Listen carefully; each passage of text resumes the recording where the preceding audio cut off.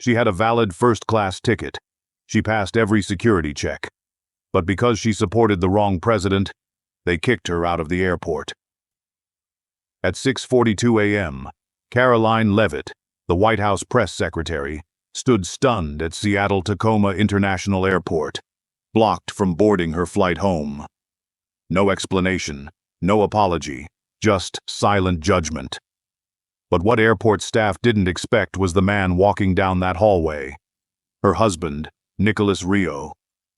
And when he arrived, everything changed. What happens next will leave you speechless, and may change how you see political bias in America forever. Stay with us. This one matters. The early morning sun cast a soft golden hue across the tall windows of Seattle-Tacoma International Airport. It was the kind of quiet that made everything feel normal, peaceful, even hopeful. Karoline Leavitt, White House press secretary, stepped through the entrance with quiet confidence. Dressed in a sleek navy blazer and heels that clicked purposefully across the floor, she moved like someone who had just delivered a message that mattered. Because she had. The political conference the night before had been intense, but she'd handled it with poise. And now, she was heading home. There was a certain lightness in her step. No flashing cameras, no reporters pressing for quotes. Just the hum of travelers wheeling suitcases, the murmur of coffee orders, and the low drone of flight announcements overhead. But then, something shifted. It was subtle, easy to miss. A glance held just a second too long. A whisper exchanged behind the check-in desk. A low chuckle from a staff member who didn't think she'd heard. Karoline's smile faded just slightly. Not gone, just cautious. She walked toward the first-class counter, unaware that this ordinary moment would be the last before a wave of calculated hostility unraveled her morning. To the average onlooker, nothing seemed off. But to the viewer watching this unfold, the tension began to stir, not loud or dramatic, but quiet, like the pressure drop before a storm. Something's not right. You can feel it, but you can't quite see it yet. And that's exactly how it began, with sunshine on glass, and silence that carried too much meaning. Karoline Leavitt approached the check-in counter with a respectful smile, clutching her boarding pass and photo ID. The early morning rush at Seattle-Tacoma International Airport was in full swing, but she moved with calm efficiency. Dressed professionally, she carried herself with the quiet strength of someone used to both cameras and confrontation. She didn't expect a red carpet, but she did expect professionalism.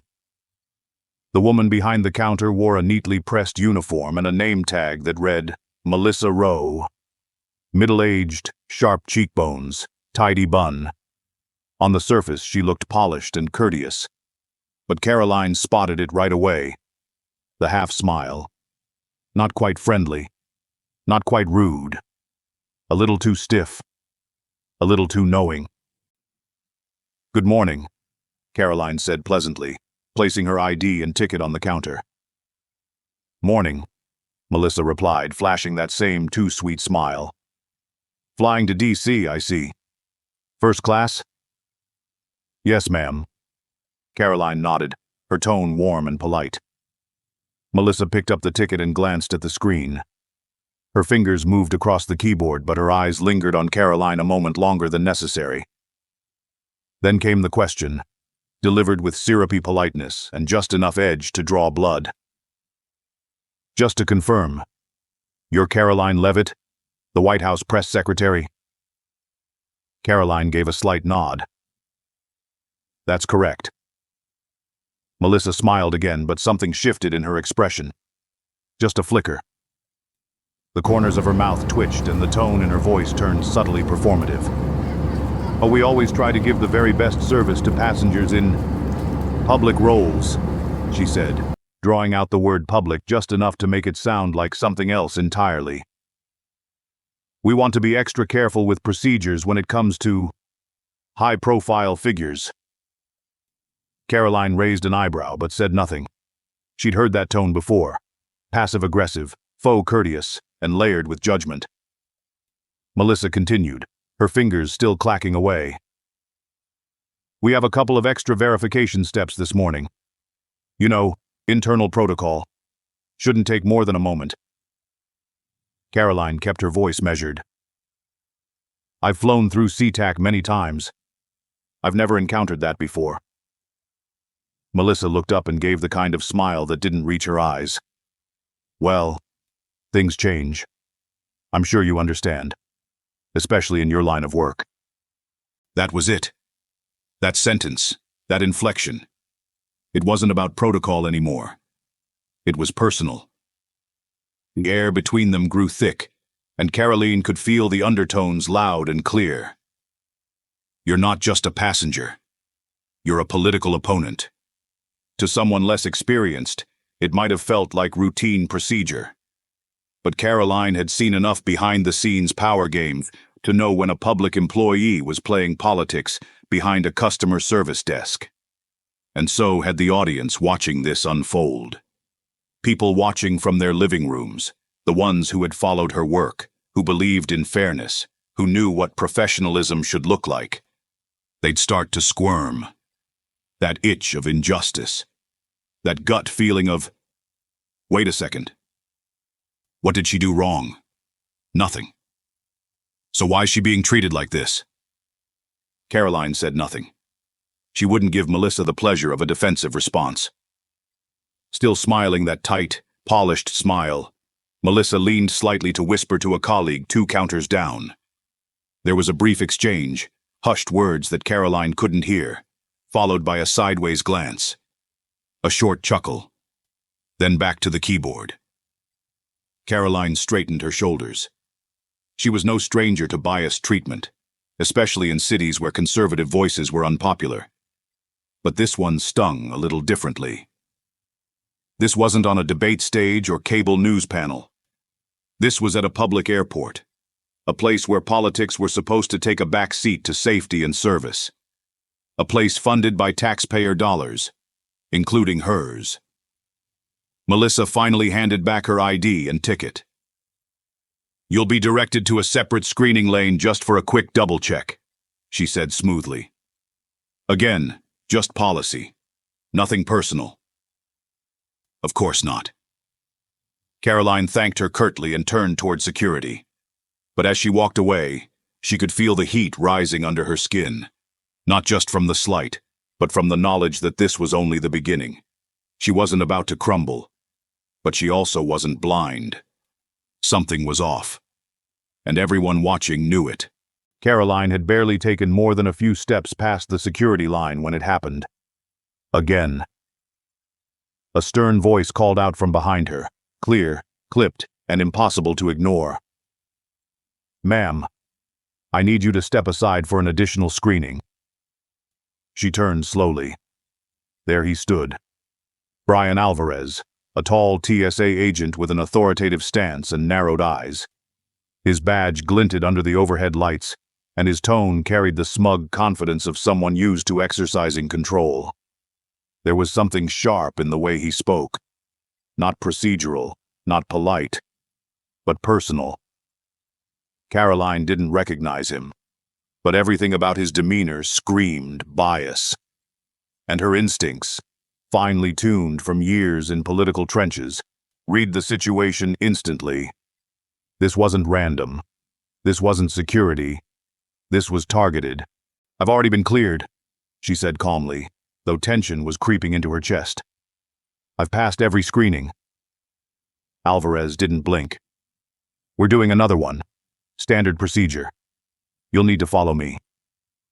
Standard procedure. Those 2 words again, used like a bludgeon instead of a policy.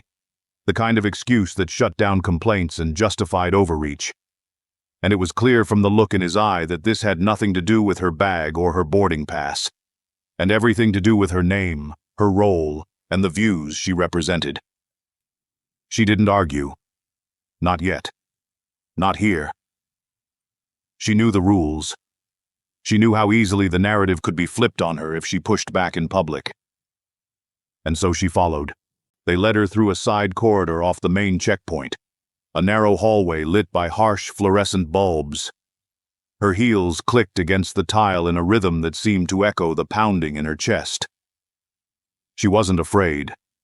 She was furious. Inside the private screening area, cordoned off by collapsible dividers, she was instructed to set her belongings on a stainless steel table. Brian Alvarez stood across from her, joined now by another TSA officer, a woman in her 40s with a tight ponytail and a clipboard clutched to her chest. She said nothing, only nodded as Alvarez began his so-called inspection. He unzipped Karoline's carry-on without asking. One by one, he removed her laptop, her folders, her notebooks. Her personal items were handled with cold detachment, as if they were part of some criminal evidence kit. It wasn't just invasive, it was deliberate. Her laptop was powered on. Her documents were unfolded. Even her toiletry bag was dumped out onto the table, lipstick, lotion, and contact lens solutions spilling across the metal surface like contraband. She stood still, jaw tight, watching her things manhandled under the fluorescent glare. It wasn't just her privacy being violated. It was her integrity being questioned. And then came the line, the one that pushed the whole moment over the edge. Alvarez held up one of her folders, his tone casual but cutting. "So, White House press secretary, huh? That must be an interesting job these days." He said it with a smirk, not out of curiosity but contempt. Karoline didn't answer. She didn't need to, because that smirk said it all. He knew who she was. He didn't like who she worked for. And this wasn't about security. This was about politics. This was a punishment disguised as a policy. She felt her blood pressure rise. Her fingers curled slightly at her sides. The female officer glanced over but remained silent. No one stepped in. No one said, "That's enough." Because here, in this quiet corner of the terminal, he had all the power, and he was using it. The tension was palpable now. Even a viewer watching this moment on a screen would feel their own breath catch in frustration. What is this? This isn't safety. This is harassment. This is targeting. Karoline finally spoke, her voice even but ice-edged. "Are you conducting a security inspection, or are you questioning my politics?" Alvarez looked up, unbothered. "Just doing my job, ma'am." He held her gaze for a second too long, then turned back to her belongings. She glanced to the side, scanning for anyone who might witness this. But the area had been isolated on purpose. There were no other passengers, no reporters. Just Karoline, 2 officers, and the sound of injustice being carried out under bright lights. When he finished, Alvarez zipped up her bag and handed it back, not with courtesy, but with a cold, dismissive motion. Not a word of apology. Not a thank you. Not even a nod. "You're free to go," he said. She took her bag, heart pounding, hands trembling slightly, but not from fear. From fury. What had just happened wasn't oversight. It wasn't due diligence. It was humiliation, plain and simple, and worst of all, it wasn't even subtle. Karoline walked back into the main corridor, blinking against the brightness. Travelers passed by as if nothing had happened. Gate announcements echoed across the terminal. Life moved on. But for her, time had stopped for those brutal 10 minutes. 10 minutes that stripped away the veil of neutrality and reminded her, and now everyone hearing this story, that political bias can show up anywhere. Even behind a TSA badge, even under the banner of safety. As she walked toward her gate, trying to steady her breath and shake the adrenaline out of her system, one thought circled over and over in her mind. This isn't about safety anymore. This was retaliation in plain clothes. And though she didn't know it yet, this wasn't the end of the harassment. It was only the beginning. Karoline tightened her grip on the handle of her carry-on bag as she made her way back toward the gate. Her heart was still pounding from the last random inspection, but she kept her head high. She had survived worse. She'd faced angry mobs of reporters and stood at the press podium during some of the most contentious moments of a presidency. But what happened in that private TSA screening room? That was different. That was personal. She took a steadying breath and approached the boarding area. The crowd had thickened now. Gate announcements echoed from the loudspeakers, and passengers shuffled in line with boarding passes in hand. It should have felt like progress, a normal step toward getting home. Instead, it felt like a trap. Just as she reached the line, a woman in a crisp navy blazer stepped forward with purpose. She had steel gray hair, stern eyes, and a voice that suggested she'd long grown used to being obeyed. Her name tag read Janet Dempsey, Terminal Operations Supervisor. "Miss Leavitt," Janet said, not warmly. Karoline stopped. "Yes?" "I need to speak with you," Janet said, gesturing to the side corridor. Karoline's body tensed. Not again, she thought. She followed without a word, retracing the very path she'd walked only minutes earlier. As they stepped into the same narrow, dimly lit hallway near the staff-only entrance, the noise of the terminal faded behind them. It was quieter here. Too quiet. Janet turned to face her, standing stiffly, arms crossed. "I'm sorry, but we're not going to be able to let you on this flight," she said flatly. Karoline blinked. She thought she'd misheard. "I'm sorry?" she asked. Janet didn't change expression. "We've determined that due to unspecified security concerns, you are not cleared to board." Karoline stood frozen. "Security concerns? What kind of concerns?" "I'm not at liberty to discuss the details," Janet replied. Her voice didn't rise. It didn't fall. It was emotionless, like she was reading from a script. "There's been no incident," Karoline said. "I've been screened, twice. I've complied with every request. There's nothing that justifies this." "I understand your frustration," Janet replied mechanically. "But the decision has been made. You'll need to leave the boarding area now." Karoline felt the breath leave her lungs like a punch to the chest. It wasn't just the injustice of the words. It was the way they were delivered. No proof. No explanation. No decency. "You're telling me," she said, her voice low, "that I've been barred from flying because I passed all your checks and represent a political viewpoint you don't like?"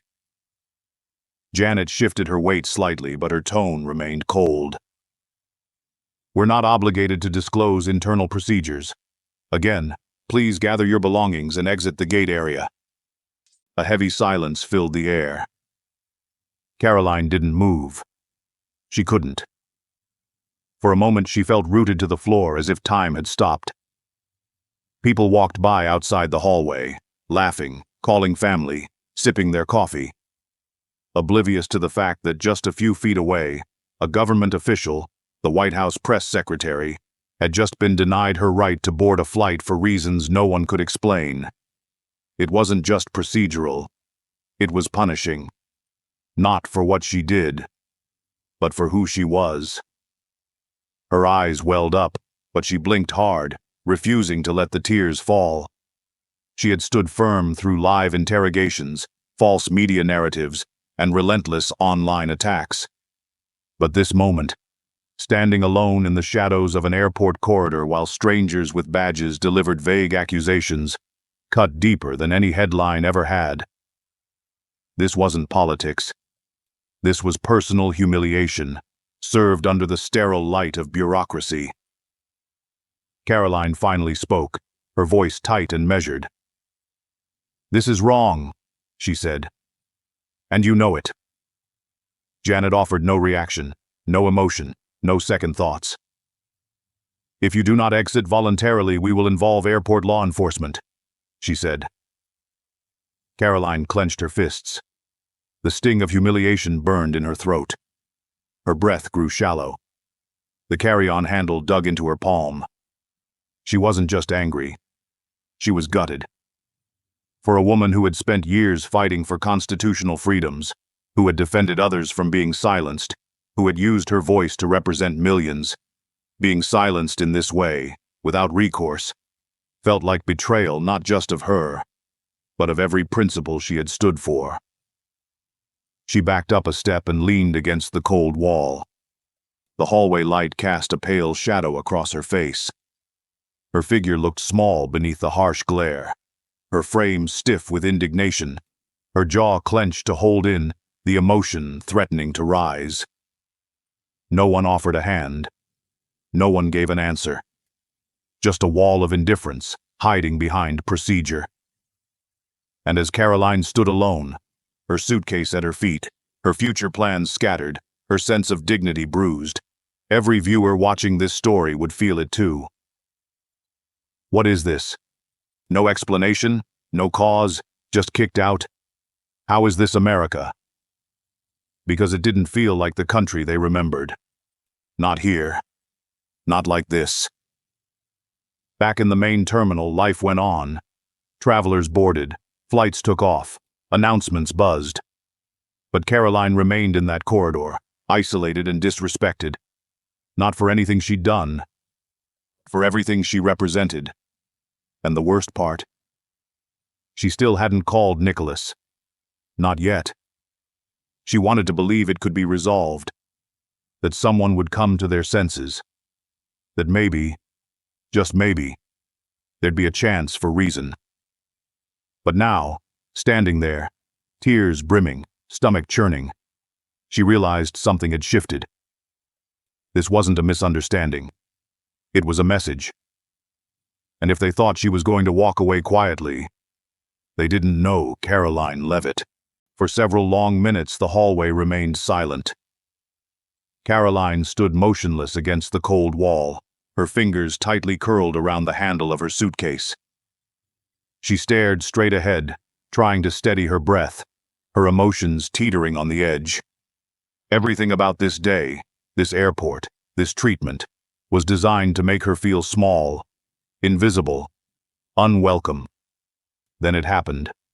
The sound that cut through everything.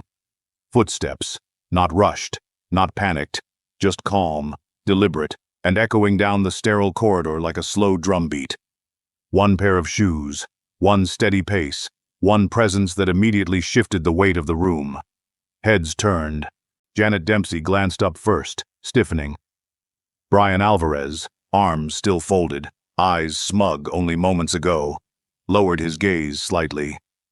Even Melissa Rowe, watching from near the gate entrance, instinctively took a step back. Because they knew. Nicholas Rio had arrived. He came into view like a storm dressed in silence. Charcoal suit, tailored overcoat still draped from the cold Seattle morning. His expression unreadable but intense. His eyes, sharp and unwavering, scanned the scene. He didn't need to be told what had happened. He could see it. Karoline's face, the dim corner, the rigid TSA agents trying too hard to look official, the manager clinging to her clipboard like it was armor. Nicholas stopped in front of Karoline. "Are you okay?" he asked softly, his voice gentle, but with a current of steel running beneath. She nodded, but her lips were tight. "They won't let me board. They said it's for security reasons. No one will tell me why." Nicholas turned slowly. His gaze landed first on Janet Dempsey, whose posture immediately shifted from rigid to uneasy. He didn't yell. He didn't wave his arms. But when he spoke, every word sliced through the air like a blade. "On what grounds are you denying my wife access to her flight?" Silence. No one answered. Not Janet, not Brian, not Melissa. They had faced travelers before, angry, confused, even outraged. But this wasn't that. This was different. Nicholas Rio wasn't rattled. He was razor-focused, and they could feel the difference. He repeated the question, quieter this time, but even sharper. What specific policy or law gives you the authority to bar my wife, who passed 2 screenings and carries a valid ID and ticket, from boarding her flight?" Janet opened her mouth to speak, but no sound came out. Nicholas shifted his gaze to Brian Alvarez, who suddenly found great interest in the tile floor beneath his feet.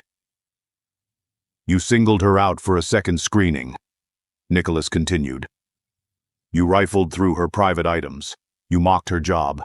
And now she's being told to leave the terminal without explanation. Is that correct?" Brian's jaw twitched. He didn't respond. "So I'll ask again," Nicholas said, voice still even. "What exactly did my wife do to justify this treatment?" The corridor was still, the tension thick enough to cut. Janet's face flushed red. Brian's shoulders slumped. Melissa, now halfway hidden behind a gate column, looked like she wanted to disappear. No one spoke. Because they couldn't. There was no justification, no report, no warning, no valid cause, just bias, laid bare. Nicholas took a step forward, not threatening but commanding. "I suggest you choose your next words very carefully. Because I'm not just here as a husband. I'm here as someone who knows exactly how this system works, and what happens when it's abused." Another silence. This one louder than words. The balance of power had shifted. Karoline, who minutes ago had stood abandoned in this hallway, now stood beside someone who wouldn't let the silence protect their wrongdoing. Nicholas didn't raise his voice once. He didn't need to. His calm was louder than any outburst could ever be. Janet finally cleared her throat, trying to salvage a scrap of authority. "We're just following internal security guidelines," she said. Nicholas narrowed his eyes. "Then produce them. Let's see the written protocol that authorizes arbitrary removal from a public flight, without probable cause, without written complaint, and without incident." No one moved. Not a single document appeared. Because there was none. Behind them, a few passengers had slowed down, sensing that something was happening. A couple of heads turned, whispers began to build. And in those whispers, a question echoed. "Isn't that the White House Press Secretary?" The illusion of secrecy, the comfort of a quiet hallway, was slipping away. Nicholas took one final step forward, his voice dropping to a quieter tone that somehow made the moment even more powerful. "You've embarrassed my wife. You've abused your authority. And now you're scrambling because you thought no one would hold you accountable." He paused. "That changes now." For a moment, no one moved. Not Janet, not Brian, not Melissa. They just stood there, exposed. Their smirks gone, their posturing dissolved, the weight of their actions crashing down without warning. Viewers watching this moment from their living rooms or phones would feel it instantly. Yes. Finally, someone standing up to them. Someone who won't be bullied. Someone who knows how to fight back. And do it right. Karoline stood taller now. The humiliation hadn't vanished, but something had returned. Her fire. Not because someone saved her, but because someone stood with her. Nicholas turned to her again. "We're not done yet," he said, voice steady. "But first, we're getting you on that flight." And in that moment, everything began to change.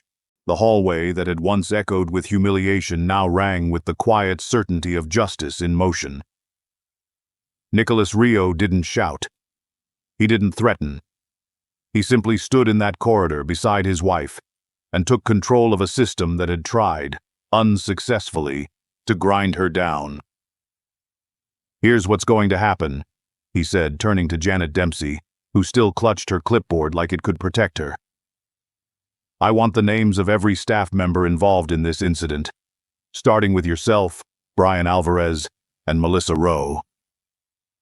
Janet's mouth parted slightly, but the words never came.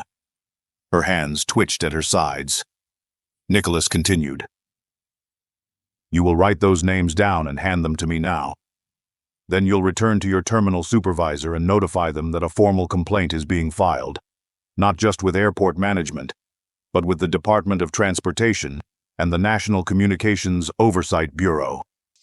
A wave of tension swept through the room like a gust of wind through dry leaves. The bluffing was over. The corner they thought Karoline would shrink into, it no longer existed. Nicholas wasn't angry. He was surgical. "And just so we're clear," he added, locking eyes with Brian Alvarez, "any attempt to hide or obscure internal communication from this morning will be pursued under federal obstruction standards." Even Brian, who had earlier been so smug behind his badge, looked away. His confidence drained like color from a photograph. Then Karoline stepped forward, her voice steady, her presence radiant with calm strength. "I may be 27 years old," she said, looking directly at Janet, "but I know my rights, and I know abuse of power when I see it." She turned so that everyone, Janet, Brian, Melissa, and now a small group of onlookers gathering near the gate, could hear her clearly. "I will not stay silent. I will not accept this treatment as just the way things are.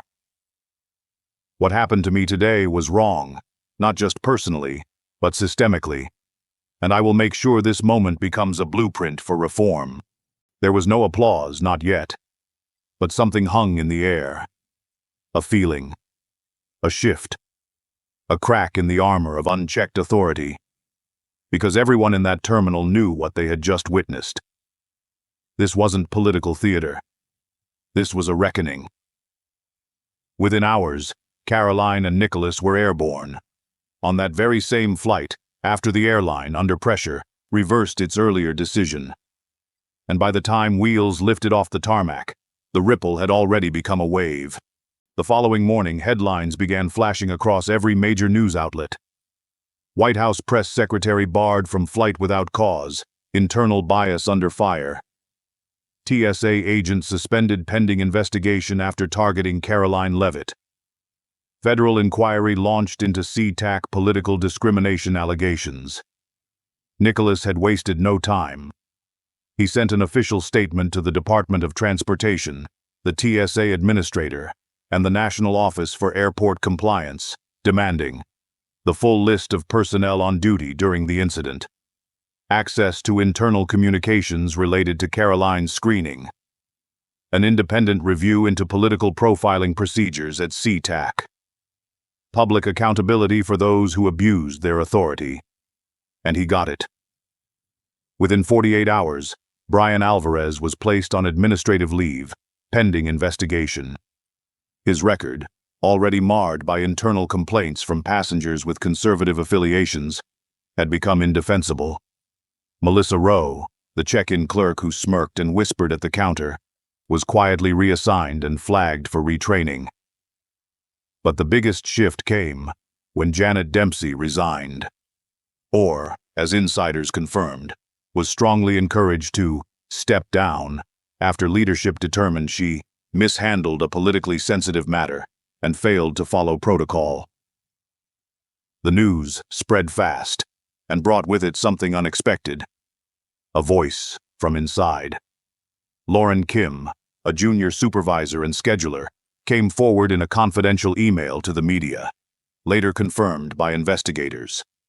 She revealed that staff had been warned that morning that a high-profile conservative would be passing through, and some joked about it in internal chats. One line stood out in particular. "Better double-check the MAGA ladies' bags. Maybe we'll find a Fox News mic in there." Lauren, who had stayed silent during the incident, now said she couldn't stay quiet any longer. "I watched what happened," she wrote. "I saw the dismissive attitudes, the personal jabs, the extra searches. It wasn't about safety. It was about silencing someone who didn't agree with them politically. I regret not speaking up sooner." The public response was electric. Finally, accountability. Someone standing up to these bullies. Social media lit up with praise. News anchors across networks, even some not known for conservative sympathy, expressed concern at how a federal official could be denied service with no cause, no paperwork, no chain of review. The message was clear. Power was being checked, and people were paying attention. Karoline herself remained composed but resolute. At a televised briefing the next day, she addressed the media directly. "This isn't about me," she said. "This is about making sure no American, regardless of political belief, is ever treated as suspicious for simply existing. We cannot allow public institutions to become political tools. That's not America. That's not freedom. And that's not justice." The room fell silent. Even her usual critics couldn't deny it. She wasn't just making a point, she was making a movement. And back at the Rio residence in Washington, Nicholas sat on the porch sipping his morning coffee, watching the first headlines of the day roll in. He didn't smile. He didn't gloat. He simply nodded and whispered to himself, "We're just getting started." Weeks had passed since that cold morning in Seattle. But for Karoline Leavitt, and for the thousands who followed her story, it never faded. The moment she was pulled aside, publicly humiliated, and nearly silenced at an airport, wasn't just an isolated incident. It became a mirror.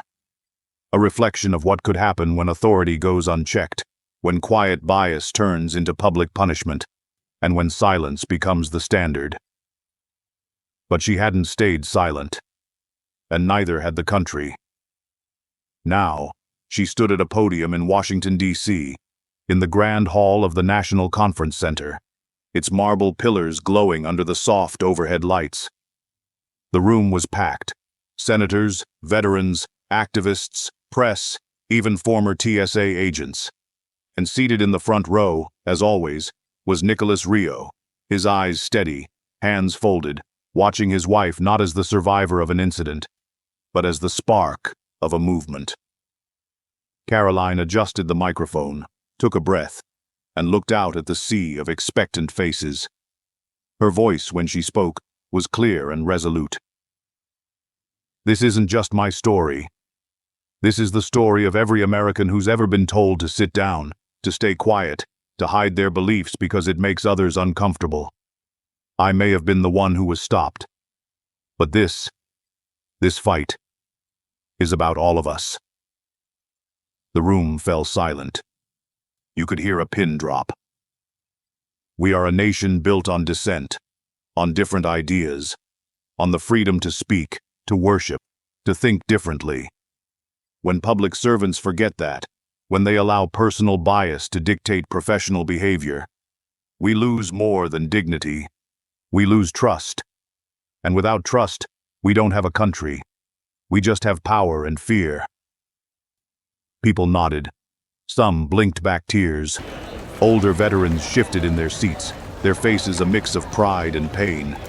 They had fought for those freedoms. And now, here was a young woman defending them, not on a battlefield, but at a boarding gate. Karoline continued. "I made a promise after that day in Seattle, that I wouldn't let it end with me walking away from that terminal. I said I would speak up, not just for myself, but for every American who's ever been quietly profiled, judged, or pushed aside because of their politics." And she had kept that promise. Under pressure from public demand and congressional inquiry, the federal government took swift action. All TSA staff across the country were enrolled in mandatory retraining, with a focus on constitutional rights, political neutrality, and public accountability.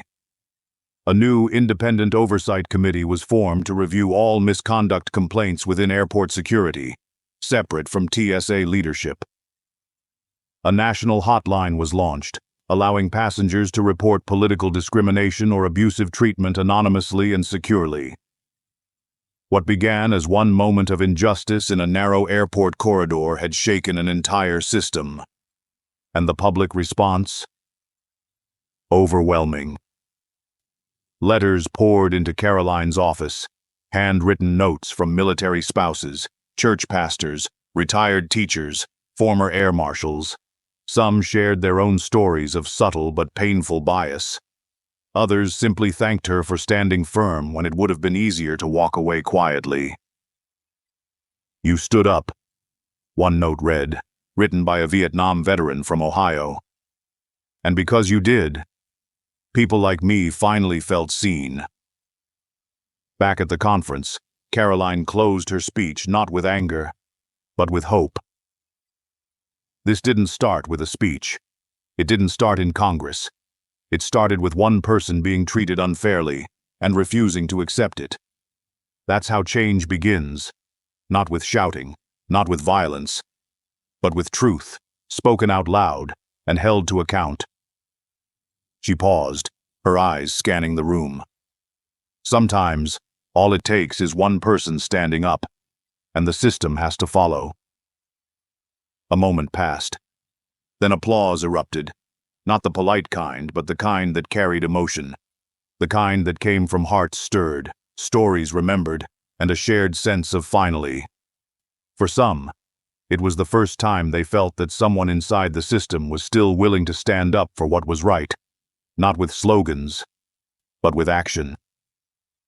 Nicholas stood as she stepped down from the stage, wrapping an arm gently around her shoulder. His voice was soft, but filled with pride. "You did it," he said. Karoline smiled, eyes shining. "We're just getting started." Later that week, Karoline returned to the White House, not as a victim of mistreatment, but as a voice that could no longer be ignored. She met with senior officials from the Department of Transportation, reviewed progress on oversight reforms, and personally ensured that whistleblower protections were being enforced. Meanwhile, TSA agents across the nation began their new training cycles. Several airports voluntarily implemented their own reforms, such as recording private screenings and requiring written justifications for second inspections. The ripple had become a wave of change, one that would outlast the headlines.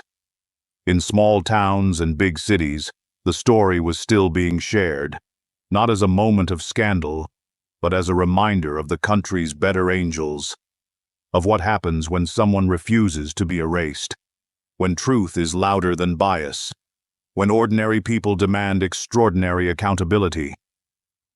On a quiet evening back home, Karoline and Nicholas sat on their porch in Northern Virginia, watching the sky turn from amber to twilight. The Capitol dome shimmered in the distance. "I don't know if it's enough," she said quietly, "but it's a start." Nicholas nodded, handing her a cup of tea. "You lit the match," he said. "Now they can't put it out." And as the stars blinked into view, one by one, Karoline knew this wasn't the end of her story. It was just the beginning of a better one. Not just for her, but for every American who believed in the promise that no one, not even those with a badge or a title, has the right to silence your voice. Sometimes it only takes one voice to remind us what America truly stands for: dignity, fairness, and the courage to speak up. Karoline's story is a powerful lesson. When we stand against bias and injustice, we don't just protect ourselves, we protect our country's values. No one is too small to spark change. So if you believe in standing for truth, for freedom, and for each other, leave a comment below, share your thoughts, and subscribe to our channel. Because together, we can make sure stories like this aren't silenced. They're heard across the nation.